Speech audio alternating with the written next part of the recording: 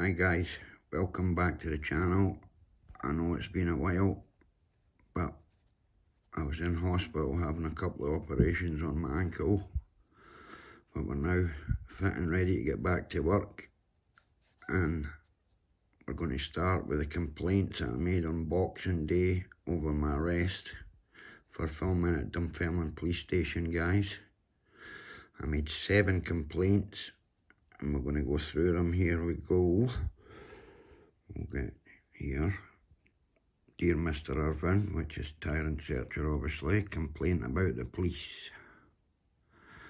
I write to you in my capacity as Chief Inspector within Professional Standards Department in response to your complaint about the police dated 5th of January 2022. Firstly, I would like to apologise for the length of time it taken to respond to this matter. This delay is due to us experiencing a temporary period of high demand. Surprise, surprise, high demand. Must be getting a lot of complaints. Your complaint details your dissatisfaction linked to how Police Scotland handled your arrest for filming outside Dunfermline Police Station on 26th of December 21 and our subsequent handling of your complaint. You submitted your complaint online on the 5th of January 2022. Following this, Sergeant Closier contacted you to discuss the circumstances, and on the 20th of June 22 spoke to you to over the telephone and completed a heads of complaints form, a copy of which he emailed to you. You subsequently responded agreeing with the content of the head of complaint form, provided an account of the incident and submitted a number of YouTube videos.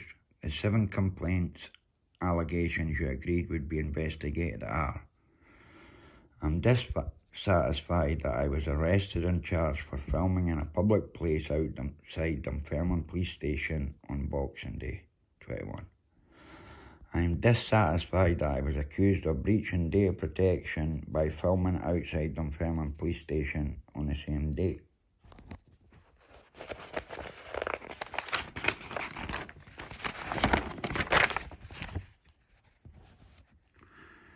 The officers incorrectly used Section 13 of the Criminal Procedure Scotland Act 1995 to obtain my details. It was incorrect to arrest me for an offence under Section 38 Criminal Justice in Scotland Licensing Act 2010, as a police officer cannot be put in a state of fear and alarm. But which they've wrote wrong, guys, because what I had said was in the course of their duties. On 17/6/22, I went to Dunfermline Police Station to complain about lack of response to my complaint. I went outside and 2 officers approached and advised to leave car park and told me I would be arrested. This was threatening. I am unhappy in the slow response to my complaint, and I am unhappy that my complaint was abandoned. I will provide you with an outcome from each allegation following examination of the facts gathered and details whether each allegation is upheld or not upheld. It may be helpful for you to know that where it has been deemed the allegation are not upheld, this does not necessarily indicate that I have judged the allegations to be untrue. Instead, it means that taking all of the available information into account on the balance of probability, I have come to such a determination. Furthermore, as detailed in our complaints about police standard operating procedure, there may be occasions when it is simply not possible to conclude that an account is more probable than another. This may occur when the evidence is equally weighed on both sides, for example, where there is nothing in the surrounding facts to support either account, or where there is nothing to undermine the credibility of either account. In such circumstances, the complaint will not be upheld. I will now present my findings for each of the allegations. Allegation 1. I am dissatisfied that I was arrested and charged for filming in a public place outside Dunfermline Police Station on Boxing Day 21. Allegation 2. I am dissatisfied that I was accused of breaching Data Protection Act by filming outside Dunfermline Police Station on the same date. And allegation 3. The officers incorrectly used Section 13 of the Criminal Procedure Scotland Act 1995 to obtain my details. As these relate to the same circumstances, I will address these collectively. In your account, you state you were dissatisfied you were arrested after filming outside Dunfermline Police Station on Boxing Day 2021, and that your actions were not illegal, and that you can film in a public place and film police officers and or police stations and vehicles as it is not a crime. You provided a number of YouTube videos. These were reviewed by Sergeant Closier and were found to contain footage of your actions at Dunfermline Police Station prior to your arrest and your subsequent interactions with our staff that led to your arrest. In addition, you state officers incorrectly used Section 13 of the Criminal Procedure Scotland Act 1995 to obtain your details and subsequently charged you with an offence under the Data Protection Act 2018. You also make reference to a female officer recording the incident on a mobile telephone, and your footage showed a female officer holding a mobile device, and you sought a copy of this footage. The investigation has established that the female in the footage shown by you is Constable Danielle Livingston. Constable Livingston has been spoken with and has confirmed she was holding her police mobile device. In addition, I can confirm Constable Livingston's device has been checked and it does not contain any photographs or footage of this incident. Surprise, surprise, more lies. Sergeant Closier reviewed the footage shared by you and found the footage entitled, "This is what I was arrested in Dunfermline for." The arrest video shows you were filming within the front car park of Dunfermline Police Station. Whilst the footage is undated, it is apparent this occurred on Boxing Day 2021. It shows you walking around the car park and talking about an ongoing criminal prosecution involving police officers from Dunfermline Police Station. About 3 minutes, 3 seconds into the footage, it shows you approaching the building and standing in close proximity to the windows. You remain in this location for the remainder of the footage, and on a number of occasions your camera is pointed towards the windows of the building. At 6 minutes 17, the footage focuses on a window of the police station where an officer is seen within. The window blind is then closed by the officer. The footage captures you saying, "You want privacy, create it," and ends shortly thereafter. Your footage untitled "Unlawful Arrest" shows you as a rear passenger in a vehicle which has been stopped by police officers. It is apparent this video was made on Boxing Day 21 and occurs shortly after the first footage was recorded. At the start of the footage, you appear agitated and there is no meaningful engagement between yourself and the officers who stand in the roadway trying to talk to you. Agitated, I would say, is just the way I was acting was because I knew they were pulling me over for filming in the car park because there was no other crime, and that's not even a crime. When the vehicle door is open, your camera is seized by one of the officers, which you begin being advised this has been seized for evidence. You are then escorted to the pavement by the officer, during which you raise your concerns over the legitimacy of the crime you are suspected of. The footage then ends. But I mean, when the door's opened and they seize the camera saying it's been seized for evidence of what? I asked them while we were speaking at the window what offence they suspected me of, and they said none. I asked if I was detained, they said no. So why would they need evidence of anything if that was the case? There was no crime, they said.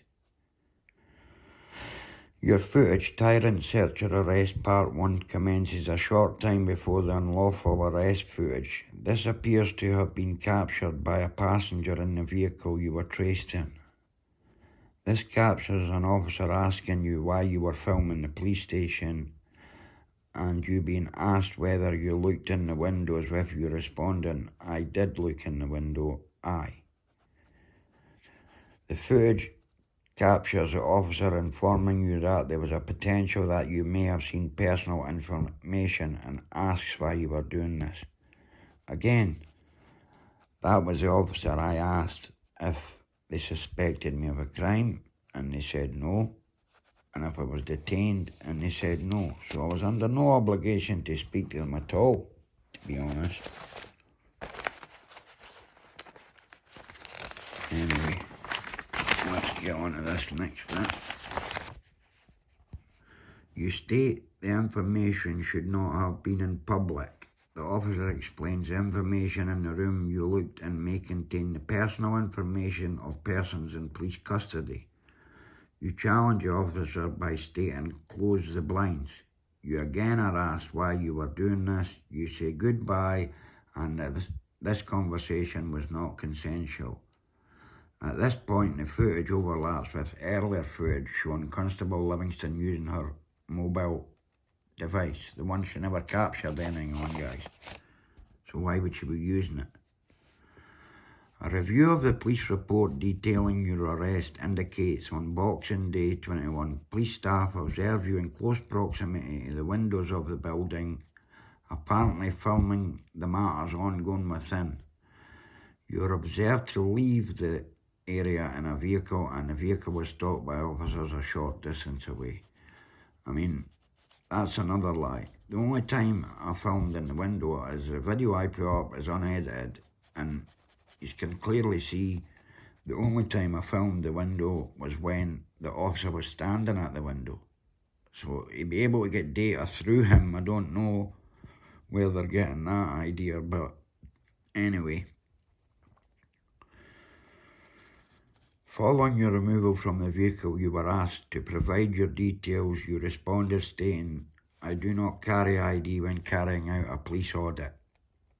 About 13:35 hours on Boxing Day, Constable Morgan Davies requires you to provide your details under Section 13 of the Criminal Procedure Scotland Act 1995, as he suspected you of committing an offence under the Data Protection Act 2018.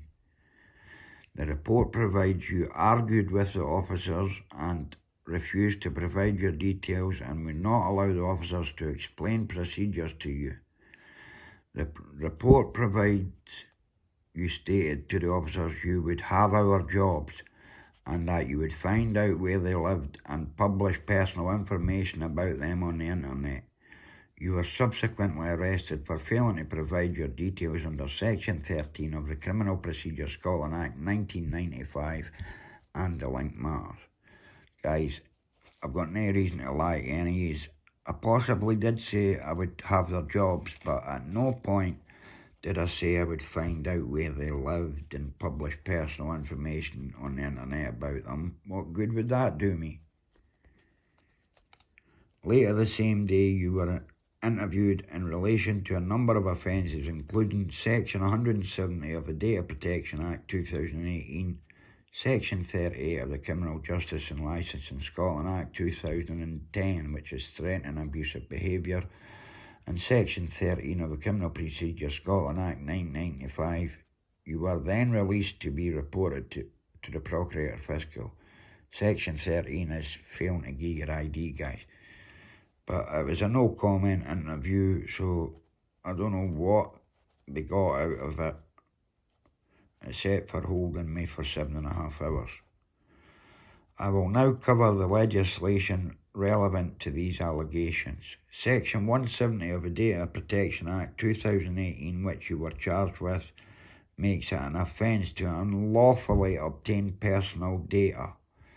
Specifically, as an offence for a person knowingly or recklessly to obtain or disclose personal data without the consent of the controller, which I didn't do, to procure the disclosure of personal data to another person without the consent of the controller, which I didn't do, or after obtaining personal data to retain it without the consent of the person who was the controller in relation to the personal data when it was obtained, which I didn't do. By your own admission and from what has been captured in your footage, you indicate you had filmed into the room via the window. No. They asked me if I looked in the window, and I said yes. By that is what I meant. I looked in when I seen the police officer at the window. I looked at the window and seen him. You have not provided any information to indicate you had permission from the controller of the data, namely Police Scotland, to obtain this information. But why would I need to provide or indicate that I had permission when I didn't get any data? That's the whole point of the thing.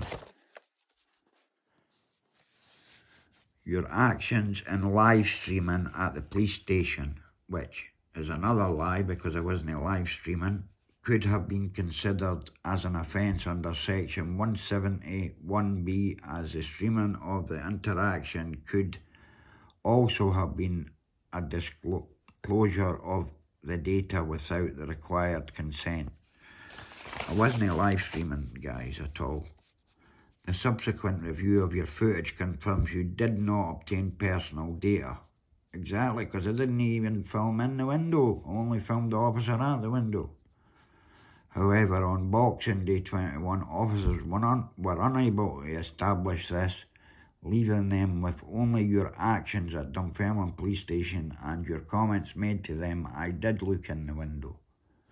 When they attempted to make inquiries with you, the evidence, in the absence of anything to the contrary, provided the officers with reasonable grounds to suspect you had committed an offence under Section 170 of the Data Protection Act 2018. Another lie, guys, because if you watch the videos, you hear Miss Tyrant Searcher telling them we didn't film in the window and we were there telling a story. Under Section 20 of the Police and Fire Reform Scotland Act 2012, of an officer's duties is to A. Prevent and detect crimes. Whilst carrying out their investigation, the officers have asked you to provide your details. As you decline to provide these, the officers have used their powers under Section 13 of the Criminal Procedure Scotland Act 1995. This provides where a constable has reasonable grounds for suspecting that a person has committed or is committing an offence at any place he may require that person, if the constable finds him at that place or at any place where the constable is entitled to be, to give the information mentioned in subsequent 1A below, and may ask him for an explanation of the circumstances which has given rise to the constable's suspicion. I was under the impression I didn't commit a crime, so I was under the impression you didn't have reasonable grounds. And I mean, if you had reasonable grounds, you could have explained them, and then maybe I would have given the details, because I would have had to. The details required on this request are: the information is the person's name, the person's address, the person's date of birth, the person's place of birth, in such detail as the constable considers necessary or expedient for the purpose of establishing the person's identity and the person's nationality. You confirm you did not provide this information to the officers as you were of the opinion you hadn't committed a criminal act. Under Section 13, refusal to provide this information is an offence. Yeah, but you have to be, it's a secondary offence. You have to be suspected of committing a crime for them to use that. In summary, the footage you shared by you, shows you recording into a police building where personal data is located. You confirmed to officers that you had looked in the window. Where does it say filmed? When traced and subsequently during an interview, and you declined to engage with the officers while they were trying to establish why and what you were filming. I appreciate you were under no legal obligation to engage with the officers when they made the initial inquiry. Exactly what I said, guys. Initial inquiry with you, however, and I mean, as I said, Miss Tyrant Searcher, you can hear telling them what we were doing, so they knew exactly what we were doing. The lack of engagement led the officers to solely rely on the information they had gathered, which was the witness account, which was a police officer obviously, that you were recording the inside of a police building, which is not a crime, and you indicating you had looked in the window, through the window, meaning in the absence of evidence to the contrary at the time, officers were content there existed sufficient evidence to reasonably suspect you may have committed a crime under the Data Protection Act 2018, leaving them to take the decision to seek your details. Then when you declined to provide these, the officers utilised their powers under Section 13 as detailed above. This led to your arrest for failing to comply. And surprise, surprise, I am content their actions were reasonable and proportionate in the circumstances. Therefore, I do not uphold allegations 1, 2, or 3. But guys, there was 4 other people in the vehicle, witnesses. And when I made the complaints, I gave all 4's names and phone numbers. Not one of them were contacted by police ever over these complaints. And at the time, I think all the other gave statements saying why we were there and that, so the police had plenty of information why we were there. I just wouldn't speak to them. And at the end of the day, this chief inspector needs to know that they knew exactly what I was there for. It was incorrect, sorry guys, we'll move on to allegation 4. It was incorrect to arrest me for an offence under Section 38 Criminal Justice and Licensing Scotland Act 2010, as a police officer cannot be put into a state of fear and alarm. That's not what I said, guys. What I said was they couldn't be put into a state of fear and alarm during the course of their duties. Section 38 of the Criminal Justice and Licensing Act 2010, namely threatening and abusive behaviour. Wow. A person commits an offence if A, behaves in a threatening or abusive manner, B, the behaviour would be likely to cause a reasonable person to suffer fear and alarm, and C, intends by the behaviour to cause fear and alarm or is reckless as to whether the behaviour would cause fear and alarm. Guys, I was never threatening to the police.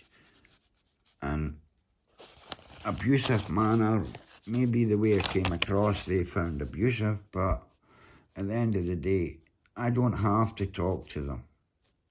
You know what I mean? I don't have to.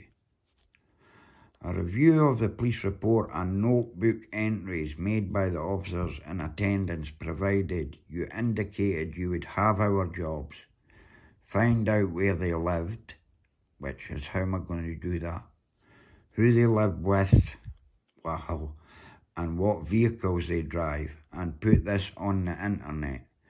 The officers recorded in their notebooks they found your comments to be threatening towards them and their families.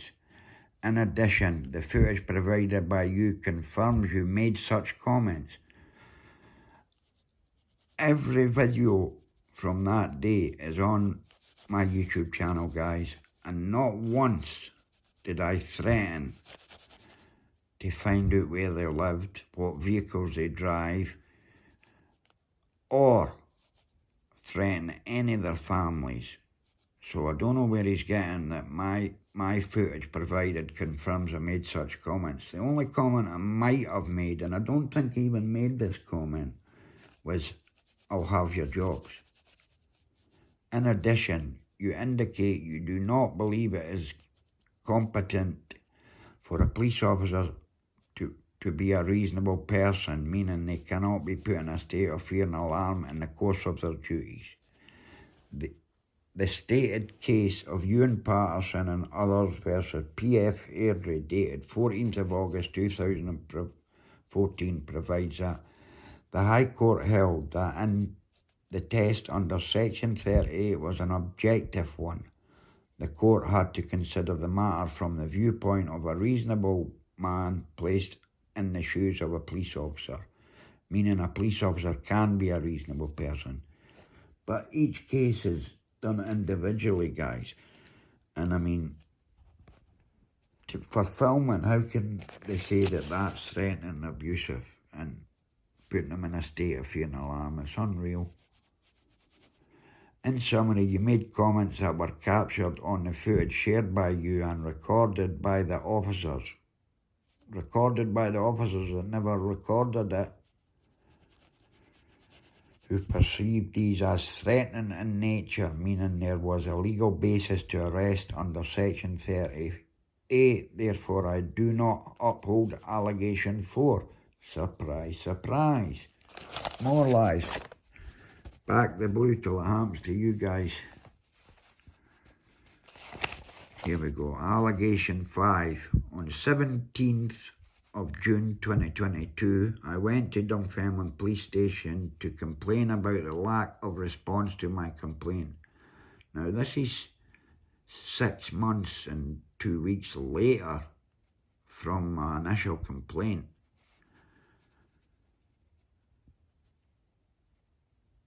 I went outside and 2 officers approached and advised me to leave the car park and told me I would be arrested. I found this to be threatening.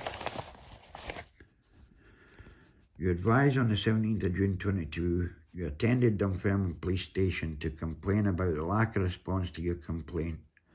The delay in dealing with your complaint is determined in allegation 6, so I will not replicate this finding at this juncture. I understand you then went outside, but guys, I went outside because when I went in and they noticed I was filming, they all ran away and hid in a back room and refused to come out and speak to me. I stood there for over 40 minutes waiting for people to come, pressing the bell, and nobody came. So I went outside to basically have a break and then go back in. Anyway, I understand you then went outside where you were approached by 2 officers and you recorded this interaction on footage tyrant searcher, threatened with arrest. You advised you were asked to leave the car park and told if you did not you would be arrested. You indicate you found this to be threatening. Your footage was reviewed by Sergeant Closier and shows a 6-minute interaction which is summarised.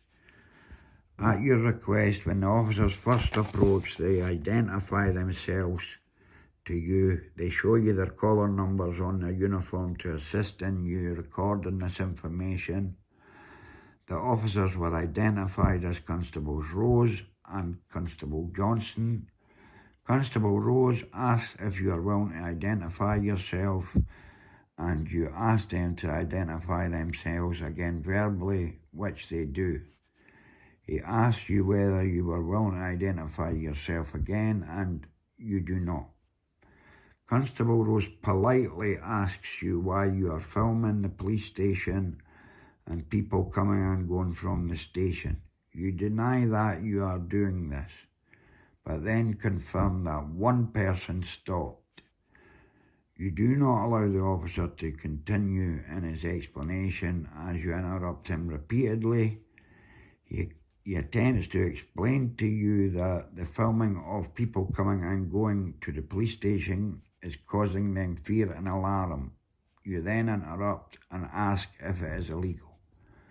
Guys, only was filming for seconds before they started approaching, and I only filmed because one car stopped and I got 1 second before he drove away, and it was a police officer coming into work in an unmarked car asking why I was filming the police station, and when I tried to turn the camera on, he drove away. So where they're getting that I'm filming people coming and going from the police station is more lies. Constable Rose continues to attempt to explain his concerns. However, you interrupt him again and state that public servants cannot be in fear and alarm. You're advised that this is incorrect and you disagree with the officer. I meant in the course of their duties, and especially just by someone filming. Constable Rose again attempts to explain to you that you are filming people in private vehicles coming and going from the police station. You are informed that this is a security issue. You then discuss with the officer the nature of the security issue and disagree with the information he provides you. You repeatedly ask whether it is illegal to film the private vehicles, and the officer repeatedly tells you that it is causing fear and alarm. You then challenge the officer again that a civil servant cannot be in a state of fear or alarm. The officer continues to attempt to explain his concerns. However, you interrupt him, repeatedly stating that you can film anything you can see in a public place. You are then asked to move on from the grounds of the police station, and you decline, stating that you are there for legal business. You are asked what this business is. You state you had already told the officer this, and he advises that you had not. You then decline to state what your business is. I told them I was here to make a complaint when they first approached. So they just want to make the narrative suit their narrative, their explanation, suit their narrative. Anyway.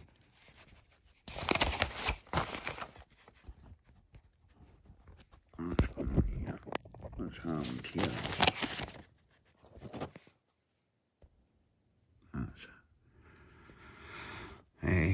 Was at the police station. You are then advised that your behaviour is causing fear and alarm and that you should move on. You then repeat your position that police officers cannot suffer fear and alarm. You are again advised that you are filming private vehicles and it's causing fear and alarm, and you challenge that you can film them as they're in a public place and decline to move on. They keep using this, that a police officer can't be in a fear and alarm. What I mean is, me filming them, how is that putting them in a state of fear and alarm? You know what I mean? The officer then states that you do not leave him with much option and takes his notebook out. Lies, he took his handcuffs out, and states that you would be arrested for an offence under the Section 30 of the Criminal Justice in Scotland Act 2010. You challenge the legality of this offence and that the police are not feelings police but law enforcement. You continue to challenge this with the officer and become more agitated, repeatedly stating who agitated. The officer then states that you do not leave him with much option and takes his notebook out. Oh, wait a minute, sorry guys, that's the bit I just read to you. You're again asked to move on and state you are going to carry out your legal business and will move on once this is done. You're again asked to state what your legal business is, and you again decline to state what this is. By declining what it is I tell them I don't need the particular officer's help. My business is inside the police station. You then state that your business is in the police station. and pointed out to you that you have already been within the police station. The officer then points out to you that to conduct this business does not require you to film private vehicles coming and going from the police station. You are then again asked to move on and you state that you will when your business is concluded. You are told that if you do not, you will be arrested. You ask whether this is under the threat of arrest or not, and the officer advises you that he is not threatening you but using his discretion to give you the opportunity to leave the area or you would be arrested. The footage then ends. So then he's using his discretion whether to arrest me or not for filming in public. Again, guys. During the entirety of the footage, the officer speaking to you is in a relaxed pose with his hands tucked in his vest and standing close to you, but not in an intimidating manner. The distance is estimated to be at least 2 meters. Bollocks. It's a lot closer than 2 meters. It's not even a meter. Due to the wide angle of the footage covered at the end of the footage, it is noted that the officer is closer to you, approximately 1.5 meters. No, he's close enough to put his hands on me. The use of Section 38 offence and whether a police officer can be placed in a state of fear and alarm will not be addressed in this response, as it was addressed in my response to allegation 4 and remains the same. So I wonder what the outcome of this one's going to be, guys. It's apparent the officer approached you in a reasonable manner to inquire into the reason you were filming the police station. It's also apparent that you do not engage them in a reasonable or constructive manner. You repeatedly and incorrectly state that police officer cannot be placed in a state of fear and alarm, and disagree that your behaviour might cause people such concern. My behaviour in filming. Officers attempt to use their discretion by trying to encourage you to leave, despite you repeatedly trying to provoke a reaction from the officer. This leads to the officer having to resort to informing you would be arrested unless you leave the area. You interpret this as a threat, but it's clear that this is not a threat but a statement of consequence and intent because I'm filming. This is because you were repeatedly failing to desist from your actions and left them with no option but to consider your arrest should you have continued with your course of conduct, filming. I surmise as the footage ceases and you were not arrested, you chose to leave the area as requested. No, that's not true. I moved 2 yards, which was off the premises according to them, 2 yards away. Given the above circumstances, I am content the officer's actions were proportionate and more than reasonable in the circumstances. Therefore, I do not uphold allegation 5. Guys, they're always going to back the blue and cover their own backsides. Allegation 6. I'm unhappy in the slow response to my complaint. You made this complaint in January 2022 and in June 2022 when speaking with Sergeant Closier, you expressed dissatisfaction in the complaints process, in particular how long it was taking. Our complaint handling standard operating procedure states that we should try and conclude matters within 56 days of receipt. I agree we have taken too long to conclude this matter. This is in part due to the increased demand across professional standards department investigations and the length of time to gather information related to this complaint and the abandonment process as discussed in allegation 7, which will be addressed separately. Due to this, I uphold allegation 6. I am sorry for this delay and apologise for any additional angst this may have caused. Wow, we won 1. Allegation 7. I am unhappy that my complaint was abandoned. On the 20th of June, you expressed your dissatisfaction in the complaints process and sought clarity as to why your complaint was abandoned in February 2022. Because they didn't want to be investigating their own, obviously. I understand Sergeant Closier explained that efforts were made to contact you on telephone number whatever on February 21st, 2022, a number provided by you as part of an unrelated complaint on the 2nd of February 2022. When there was no reply, a message was left. In addition, you were emailed at your provided email address, tyrantsearcher@gmail.com.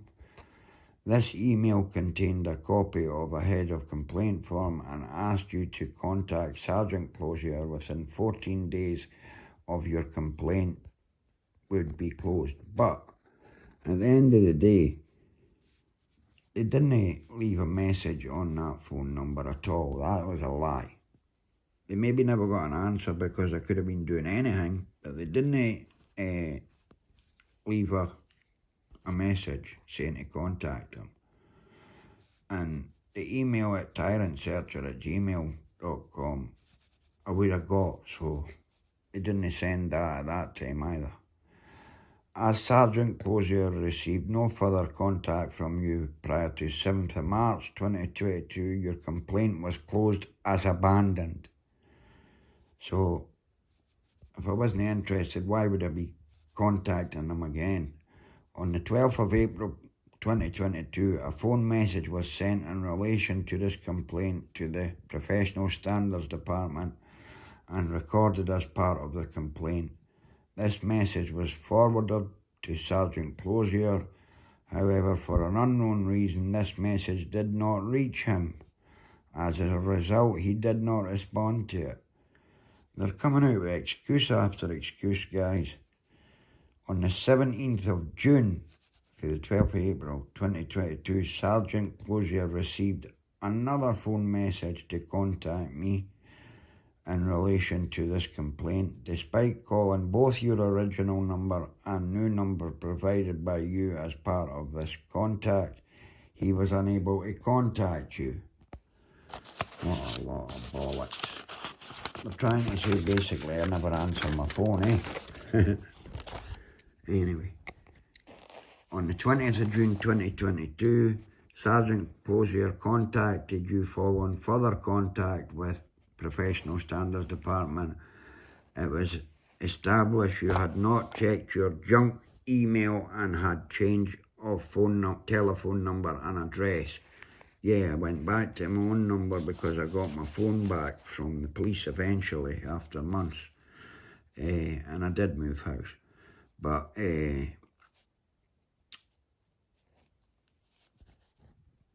anyway, having reviewed the abandonment process, Sergeant Closier has followed our policies and procedures in relation to complaint investigations.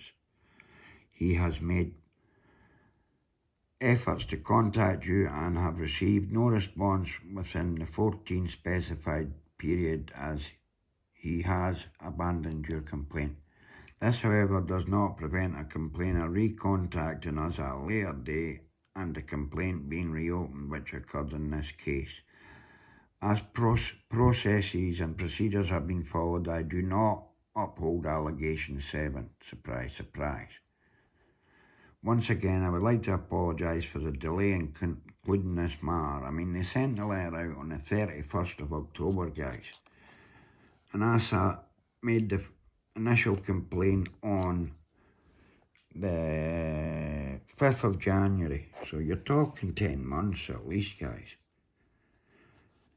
This concludes the investigation by Police Scotland Professional Standards Department and your complaint. If you're not satisfied, which obviously I'm not, they give me the perk to contact, so I'll do that, guys, and the details are there. So that's my next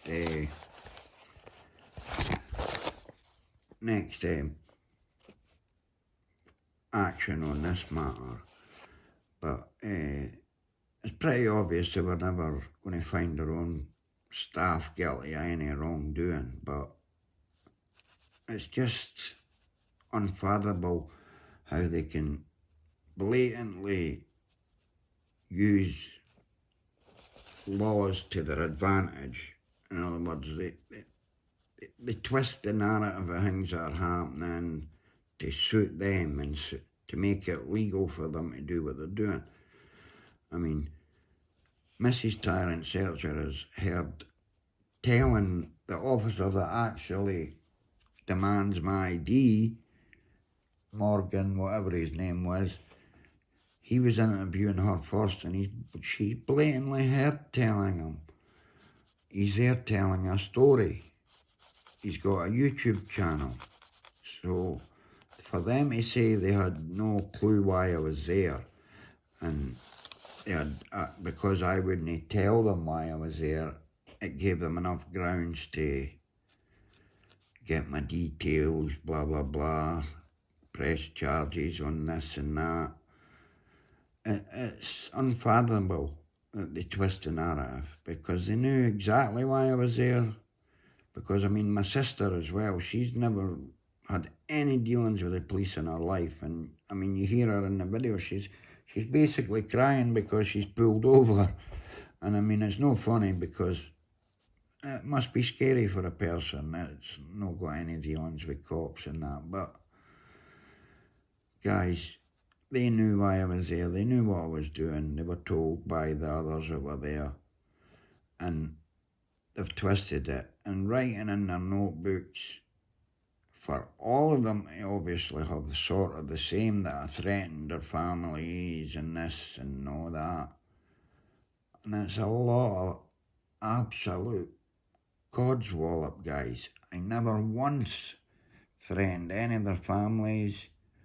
I wouldn't dream of doing that, because I know we need police, guys. It's not that I hate police. I just don't like bad policing. If they would follow the procedures and protocol, I wouldn't have anything to film, guys. I was there to actually telling a story about two cops that were getting charged for assault and a couple in their house, a serious assault. And I mean, they'd been fired, and they know that's why I was there. They know. But they just weren't willing to accept it, because I wouldn't bow to their demands, basically. They turned it round to that I was doing something illegal. And another thing, which I'll be doing a story on, guys, is my sister has now received a citation saying that she was the getaway driver in a crime regarding this. Which, I mean, there's no crime, because at the end of the day, when we went to court on this matter, the Procurator Fiscal refused to take any action, because they knew there was no crime committed. And another thing about the Data Protection Act, in my understanding of the Data Protection Act, I believe it is the data handlers that have to keep the data private. Even if I was filming in the window, let's say, guys, and I caught it, how can that be an offence? Because that's like saying someone walking past, looking and had a look in the window and seen some whatever. It means they're committing an offence. So it's not true. You can clearly see in the video that I'm standing on, there's a pavement, and then there's the car park. I was actually standing in the car park. I wasn't even on the pavement at that point. And Mrs. Tyrant indicated to me that there was an officer at the window, so I turned round. And the thing about it as well, it was the only window that didn't have the blinds closed. Why? If that's where they're keeping people's personal data, why was that the only one that never had the blinds closed? I just don't understand it, guys. And I'm not finished with Dunfermline Police, because I'm going to keep going back and back and back until they learn to leave me alone. At the end of the day, they're not going to keep chasing me away from filming in a public place. I mean, threatening me with arrest for filming in the car park, private cars, as they said. It's not private cars, they are private cars, they belong to the people, but it's not illegal to film, they're in public. So, to say that me standing with a camera, not engaging with anyone, is causing them a fear and alarm, I just don't understand that at all. That's their go-to. If they've got nothing, they'll say, oh, you're causing fear and alarm. But that, to me, again, is the feelings police. And I told the officers that at the time. You're not the feelings police, you're law enforcement. You're only there to enforce laws that are being broken. And filming in public is not breaking the law, no matter what way you put it, guys. Anyway, guys, I'm not going to go on because this is going to be a long video, and I'm back. I've got some footage done that I'm going to be releasing over the next few days. Keep your eyes open for it, guys. Please like this video so it can get out to more people and we can let them know how Police Scotland and the Professional Standards Department as well are handling our complaints. I mean, 10 months, that's just unthinkable. They never once contacted any of the 4 witnesses.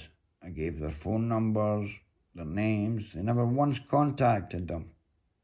So how are they getting all the relevant information that's available? They're taking the police officers' words for it. But Dunfermline Police, I'll be back. Anyway, guys, thanks for watching, and Tyrant Searcher signing off. Like, share and subscribe, guys. Thank you.